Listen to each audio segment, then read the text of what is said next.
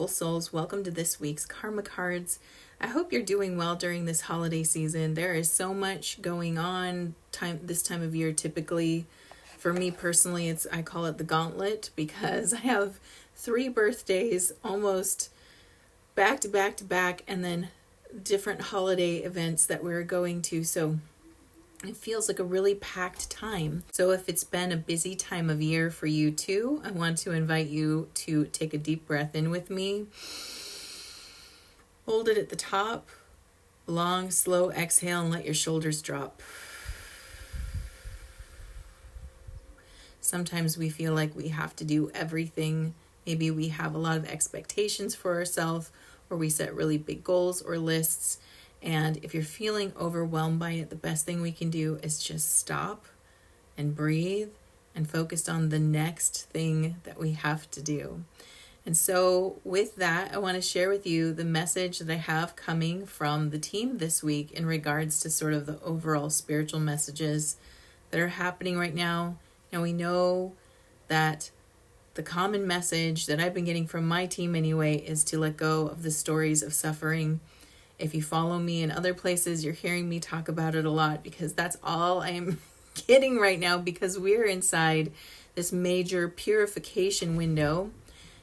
At the same time, we feel really busy. We're also being asked to let go of the things that create busyness, and that shaking of my screen is my cat Skippy. He knew that I was going to be talking to you. He did this earlier today. I had a live session on Insight Timer, and he was all over that. So hey, if you saw me on Insight Timer earlier, hi, he's back. Skippy is here to lend you his emotional support. He's right behind the screen. Okay, so we've been asked to let go of the stories of suffering. It continues. We're being asked right now to assess how that's been going. Have we been letting it go? Are we seeing the pattern? See, here he is. He had to say hi. He had to interrupt and say hi to you all. In our healing process, it can feel like we're returning and repeating the same events over and over again, but it's important to see healing like a spiral rather than a linear line. So trying to move from point A to point B. Instead, we are moving through layer by layer. And so if you feel like you're revisiting or repeating something that's already been healed, the truth is you probably did heal from the emotional aspects of it. But now we're being asked to look at the stories we've told ourselves because those events happened. Like, who are we telling ourselves we became because of that experience is one of the examples of the stories that we are telling. We're being asked to detach from things at such a deep level, and sometimes it's deeper than we've ever gone before. And again, there is no must on this. You do not have to do it. We're just being invited into that layer of depth. As we are ascending our energy and consciousness higher and higher all the time, we're being asked to, it's like a return to the depth of ourselves. So still what I got last time around December, feeling kind of uncomfortable, not because it's bad, but because it's different. It is so different to go into that layer of what has happened in the past. Usually we're used to dealing with that emotional layer and trying to come to terms with it, possibly heal it, detach from it, get past it. Might feel like a really different approach to think about, who did I, on some level, probably unconsciously, decide I was because of that experience? And is that something I would still claim? Or does it feel right to release that now? So we're in the middle of the purification process. We're not quite all the way through it.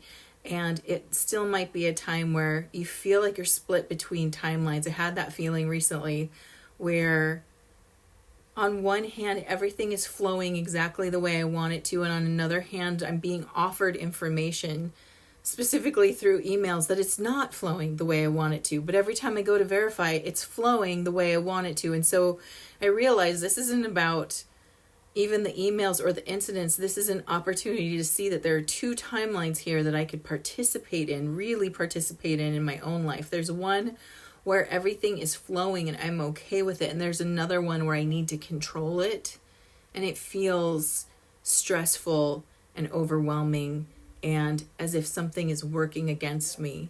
And I feel that like that represents the two major timelines. There's more than two, but the two major ones, that's how it feels. On one, you feel like you are in flow with it. You set an intention, you put it out there, you meet your higher energies halfway up, right? You raise yourself up and out of your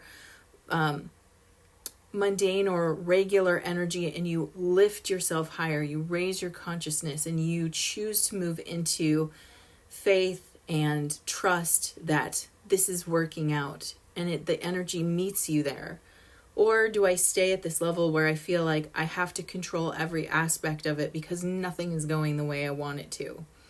And Skippy has been such a great illustrator of that today because I have to let go of control to move forward. I can try to control Skippy, but Skippy is an undeniable force of nature who will be participating in today's activities, whether I want him to or not. So again, just to verify, the message right now is to recognize we're still in the middle of this process and that part of it is an assessment of who did I tell myself I was because of a past experience.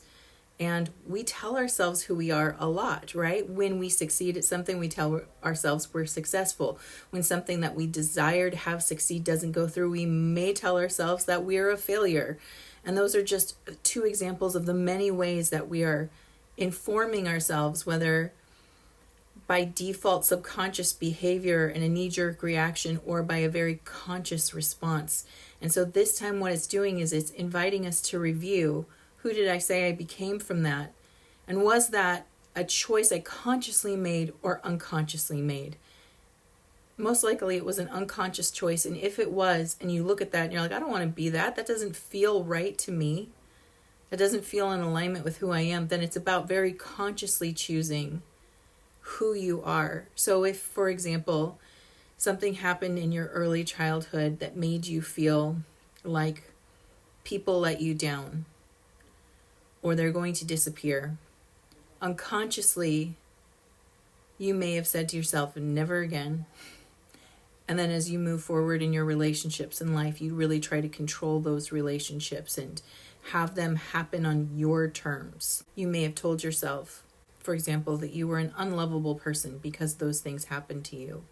That's not true about who you are. And maybe from your adult perspective, you rationally understand that, but somewhere along the line, that message became part of how you see yourself, at least in an unconscious way. And so it's getting to look at that and be like, yeah, I took that on as this is a defect in me. And that's part of the stories of suffering, that somehow I'm defective because these things happened to me. And rationally, we can work through it and heal it, understand it. But did we ever drop the persona? Or are we a persona of someone as I am unloved who is healing, feeling unloved?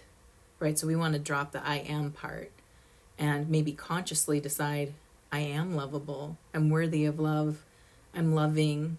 I give love. I receive love. I'm full of love. I'm made of love, as an example. So we're in this part of the process right now. It continues.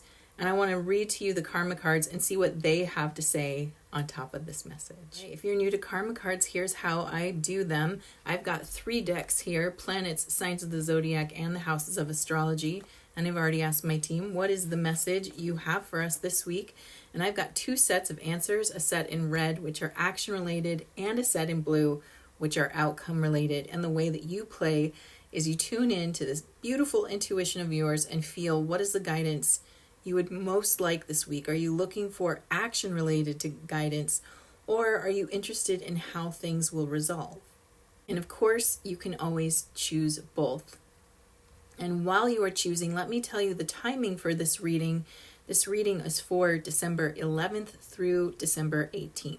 And the flavor of this reading, well, we've got Saturn, which fits with what they said, which is a learning period. That Saturn is about learning, it's about responsibility, It's about karma and slowing down in the sign of Scorpio, which is getting to the truth. So the karma, getting to the truth, the lessons of the past. This is about past choices that have been made, not your current choices. So I can already tell that the cards are definitely going to be speaking to what the team had said before. The spiritual action at this time is to be realistic about the extraordinary power of prayer as you did in the past. Some of these are like, what? That makes no sense. So let's check in.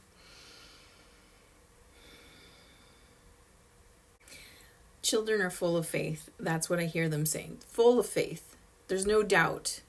Doubt is something we learn. It's not something we are. Interesting. Faith is more in alignment with who we are. Just knowing without the proof. I know. And so it's getting back to that. And the extraordinary power of prayer is the raising up of yourself out of a mundane energy field into a higher energy field. So every time we pray, every time we meditate, every time we consciously choose to raise our vibration, we are lifting ourselves out of levels of insecurity, doubt, lack, fear. All of that's in a lower mundane state, right? So we can just look at it as more of like a materialistic state. And as we raise out of that into higher levels of consciousness, we start raising up into a more metaphysical state. And in those higher metaphysical states, these mundane energies do not live there. The materialistic mundane energies do not live there. We hung out up here more as children, more in contact with higher energies and our higher self. That's why so many children have experiences of angels or other elemental realms, or feeling like they're talking to God directly, because we were way more plugged in before. It's the raising up of that. And so when we're up there, it is very realistic to understand how powerful this is. But as kids, we didn't have maybe the language to describe what we were experiencing, but it was that extraordinary power of prayer, or anything that elevates the mind up into a higher realm, a metaphysical realm of consciousness. That's where we go to do this work, by the way, the undoing of a story, to release a story of suffering, or this identity with who you thought you were because you suffered or because you experienced pain. In order to undo that, we're not going to be able to undo it down in this lower materialistic level of ourself, on that physical plane, the mundane, the everyday level that we find ourselves in. When we're in that lower frequency, we need to first raise our frequency up to actually to get the bird's eye view, literally to see it, to undo it, and to plug into that which we desire to be. We might be able to think about it critically here at the mundane level. Like you can think about, I want to be a happier person. Yeah, I want to feel more secure or more confident in myself, trust myself more. We can think about that critically here, but to do it means to raise up the frequency, whether you do it through prayer, meditation, consciously raising your vibration and maintaining it. So we hold it in all of these states I'm talking about. It's not a 5-second quickie. It's a, 3+ minutes at least,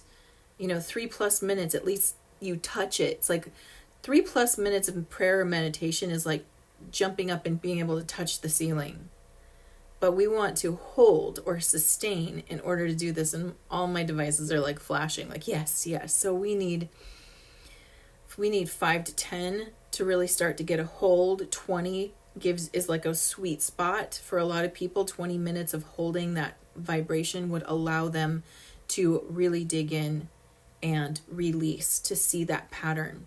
All right. So if we can commit to somewhere between 5 to 20 minutes in prayer or meditation or contemplation, where we're consciously raising ourselves up, we already assist ourselves so much in undoing the identity attached to old suffering, old stories. Mental action at this time: be concerned about the highest and lowest aspects of your home base and family. Well, this makes sense, right? Because some of these stories are also handed down. They are ancestral stories, stories of when we were young, growing up, it was much harder. And we do this unconsciously. And I think that in a human way, we do it to connect and help to sort of understand part of what we're doing. I think when we share those kinds of stories, if we are the sharer, and also if we're the recipient, but if we are the sharer of in my day kind of stories, what we're trying to do is give perspective and show that what seems hard for you is quite a bit more convenient than how I experienced it, perhaps. And it's a way to connect. So I don't think that people are purposely trying to saddle each other with heavy stories, and yet we can, because either the thing that can happen there is either we feel like we can either move into gratitude when we hear those stories, or move into sort of a guilt, even shame thing. Well, like I don't know why I'm complaining it's so hard. You had it so much harder. And it's like, nah, they're different experiences. There's ease and there's struggle in multiple experiences, and sometimes they're just not comparable, where one might seem like it's more convenient now than another time.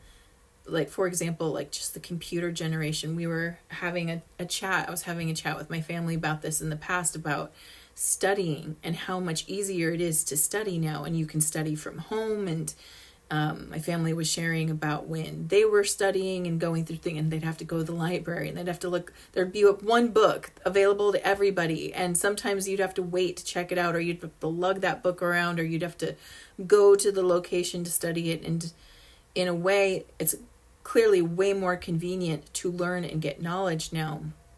And the struggle of the past was how inconvenient it was to get to it, and how you had to do a lot more to get to it. But the new struggle now is everything's on the computer. And how do I get away from it when I feel like I'm almost chained to this thing that I rely on for everything now? Whereas in the past, I got to move and exercise and change locations and have different experiences, and had to talk to other people to get me to help, right? So it's interesting, because where we see convenience in one area, we might miss the struggle there too. And so part of this is saying, like, understand that these stories of suffering, you didn't build them because you intended to make your life harder. If anything, they were built to help you understand life, the stories we create for ourselves. And you don't realize how many stories are in your backpack, right? How many stories you're carrying around, because it's like volume 12 of Here Was My Life gets put in your backpack. And so you're interestingly, unconsciously carrying those stories as well. And if you are in your lineage one of the first to unburden yourself of that, and no one else has gotten to that point yet, or shown you what unburdening yourself or detaching from a story looks like, it can almost feel unsafe or dangerous to do that as well. Because who are you to do this and be different when everyone else has agreed we're going to carry this load? But the universe is speaking to you, and if you're hearing this message, it's trying to get through to you and say, actually, this doesn't have to happen anymore. And nobody has to do it. And sometimes being the first is the hardest, because you're the way shower instead of having a path forged for you. But as the way shower, you are also forging a path for other people. And as they see you lightening up and feeling freer in your life and making more conscious choices about who you are, at first they'll question it, and then they will be in awe of it and want to know, how do I do this for myself? And then so you become the trailblazer. And so if you're in that experience now, just know that, yeah, it feels odd to set yourself free when everyone agrees that, no, we have to keep telling this story. But ask yourself from a personal level, rather than from a sort of tribal level where it's like, we all agree, we carry the story. Ask yourself from a personal level, do I want to? And that'll help you know if you're the trailblazer. Physical action at this time: you must wait before you can control the situation and do what makes you feel secure. Yep, that's basically what they were saying before, too. We're not in a time where we're going to feel secure because it feels weird. When you detach from a sense of identity in our stories, especially of who did I become because I suffered or experienced this particular pain, that's a form of identity. And again, if it's unconscious, you don't even realize that that's part of your identity. And so when you start to question that and break it apart and detach from it, that's not going to feel like control. That's going to feel like exposure in some way, or nakedness, or like you walked out of the house without pants on. You're going to be like, something's missing and it feels weird, right? It's not going to give you that sense of like, these pants are really secure. No, you're pantsless is how you feel right now. And yet, these pants can't come with you. They're the wrong pants. They're too heavy. The material is wrong. How can we put this in a metaphor that feels right? They are 100% polyester blend pants when you're moving into like a linen pants world. Just itchy and toxic and wrong. You don't need it. There's better pants for you. But between wearing the new pants and getting rid of the old ones, you're sort of pantsless for a moment. That's the metaphor that's coming. That's what we got to work with today. Okay. So now let's look at outcomes for Saturn in Scorpio in the 4th house of the past. The spiritual outcome is the maturity that brings purification. That's the key word, to resurrect what makes you feel secure. Okay. So, I'm trying to go back to the pants metaphor. The maturity part is these are toxic. I can't take it with me. It's toxic. I got to take them off. They cannot be a part of my wardrobe anymore. So we take them off. You immediately start purifying as you take off those toxic thoughts, those toxic attachments, or toxic identity. And again, we don't necessarily know we have them until we raise our vibration and look at it. We're like, oh, telling myself my entire life that I'm unlovable because somebody else abandoned me. That's toxic. I didn't know it. I didn't choose it. It's unconscious, but that's the way I explained this event that happened that I could not explain. I could not rationalize it until I said, oh, it's because you're unlovable. And I went, right, that's why it happened to me. Identity created. But this identity plagues me and is slowly poisoning me. And everywhere I go with that feeling, it just feels bad. It's like no one can ever like help soothe it because the toxicity that remains, right? So I have to break that down. That was never true. That was just how I formulated understanding this event. Toxic pants removed.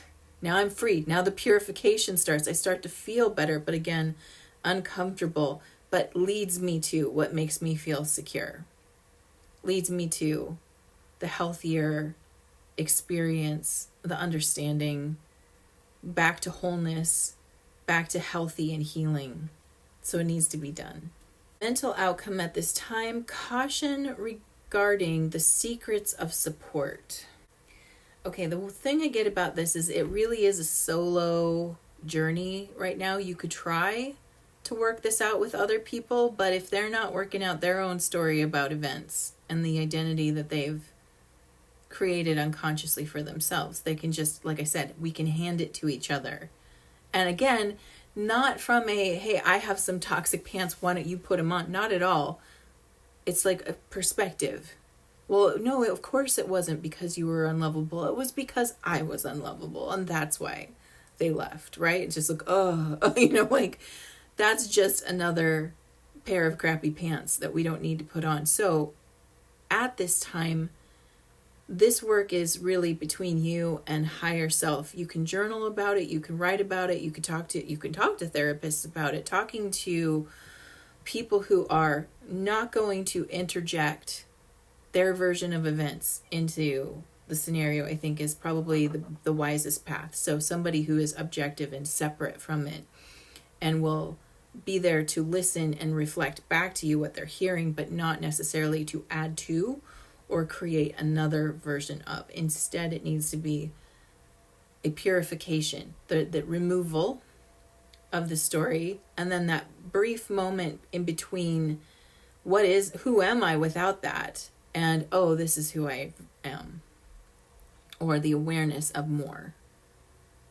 So there is that weird window where we feel like I want somebody to fill this in. And if we're used to filling in the holes, if we haven't learned how to hold an open gap of information or energy where it's just open and undefined, if that's not a pattern that we've built up in our life, that's really going to be tempting to want to fill it in with something else, just so you don't have to feel that question mark energy. But the question mark energy is part of that purification process. There's an airing out, if you will. So going back to the toxic pants metaphor that I can't undo now. Okay, so if we had pure polyester pants on our skin forever and then we finally took it off, our body would start the detox process. But it needs to breathe, right? Which means I can't put another pair of pants on in its place. I mean, I talked about linen pants, which linen is supposed to be like the best fabric for us energetically because of the, I think, ionic charge it holds. If you know, in the comments, please put in why it's linen. I know it has to do with some kind of electrical charge and how it supports our own electrical field. But even before those go on, they're showing me there still has to be some time, the shower in between, the purification still has to come in. And physical outcome at this time, limits imposed resulting from the power of your home base or family. And that's part of why we're not in the completion part yet. We're still in the process, because this is a period of time where we are, again, around our home base or our extended family more. And there's shared stories that we've got in the backpack. So part of how we clear ours here. Now, I think another piece that they're trying to show me is like, opportunities to reactivate those stories probably are more prevalent right now. So as you set yourself free and you tell yourself that's actually not like the unlovable thing I told myself, that's not who I am. And then you get back in the dynamic where that story was created, and you feel vulnerable and exposed because you're not holding that story anymore, but this is where the story was sort of crafted, if you will. There might be a desire even to move back into that story for safety's sake. It's just safer to claim that for myself and hold that energy. And so I get that we might put the pants back on, the toxic ones, just because like I can't go to this party without pants on.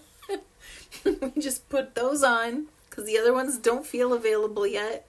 And we go back, and so we're back in that toxic energy.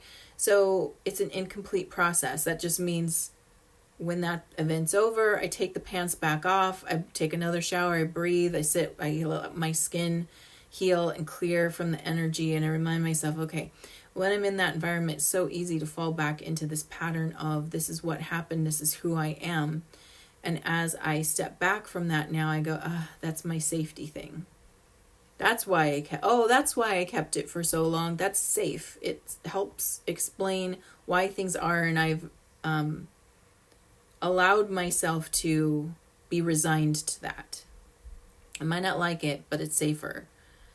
And so we get to experience that, and then we got to come back out. So it is sort of it's a process right now that feels messy, even though it's like you're doing the work. It still feels messy. It's like, how do I navigate without my pants right now? That feels messy. It's like everyone's going to see, or I feel so exposed, or I feel so vulnerable without my identity stories or my safety stories or the things I told myself were happening so I could just manage the fact that certain things happen in life that I can't explain or didn't understand, or it felt like it wasn't causal.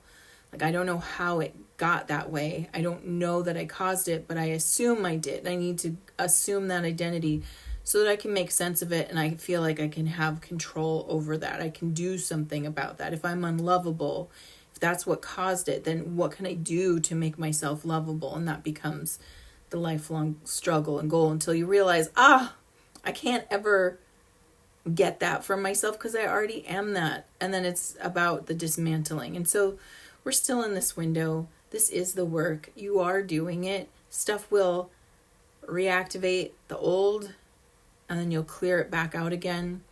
And it is this point in which some of us feel exhausted or like, I did this already. And yes, you did, but it's layered and it goes deeper. And the biggest thing we can do to help ourselves is elevate before we try to deactivate. I like that. Elevate before you deactivate. So in prayer, in meditation, in contemplation, raise your energy, hold it there. Ask for from your higher self, from the divine, ask for assistance and support, and then allow yourself to decouple from that story, and you'll see it. It'll be much clearer from that perspective. And then understand that stuff might trigger you to go right back into that pattern, and then you do it again. And it's still valuable, and you had to do it to see the difference, maybe to feel the difference, so it could really lock it in. That's like, yeah, I'm letting this go now. Those pants never fit great anyway. And so you do the process again. And we're all doing it together. Some of us are doing it more consciously than others, but it's being offered to everyone because it's time to lighten the load. And so as you're going through your week, I hope you know that you are so loved and supported. You have a lot of divine support around you, and that you are appreciated and your presence matters. And until I talk with you again, I am sending you so much love. Talk about the Starlight Dream Lab, which is all about how to get your nervous system on board with you experiencing your big dream. So if you've ever felt resistance, like you're going after a goal, but your body's not on board because it doesn't feel safe, you feel more scared of going out of your comfort zone than you do stretching, then you need to teach your nervous system that your big dream is a safe space to be. And that's what the Starlight Dream Lab does. It teaches your nervous system that it is safe to experience your big dream, both emotionally and then physically as well. So if that sounds good to you, I have a free mini kit for you. You can go to the link below, click on that. It'll take you to the Starlight Dream Lab, and you can get started today, anchoring in calm and clarity and practicing for your big dream before you get there.